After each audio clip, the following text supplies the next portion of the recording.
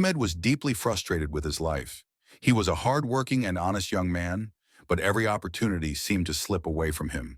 He had applied for numerous jobs, faced countless rejections, and started questioning his purpose. Does God really have a plan for me? If he does, why can't I see it? He wondered. One day, while sitting in the mosque, lost in prayer, an elderly man sat beside him. His face radiated peace and his eyes were filled with wisdom. You seem troubled, my son, the old man said gently.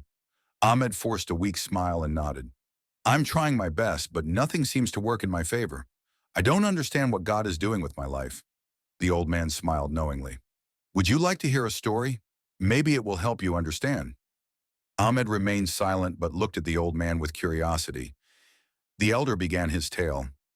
The Lost Traveler. Yusuf was a young man from a small village. He dreamed of becoming a successful trader and helping his village prosper. One day he set out on a journey to another city to explore business opportunities.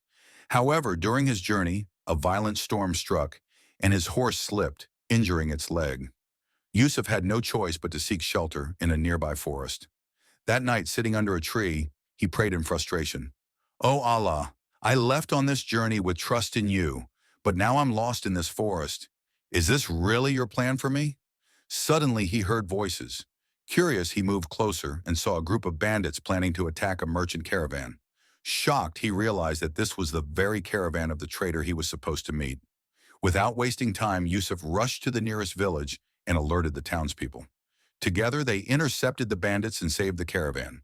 The merchant was so impressed by Yusuf's bravery and intelligence that he offered him a partnership in his business. Yusuf was astonished. The path that seemed like a disaster, his horse's injury, the storm, his delay, was actually God's way of leading him to something greater. If he had not been delayed, he would have missed this opportunity. The old man finished the story and looked at Ahmed. Ahmed took a deep breath.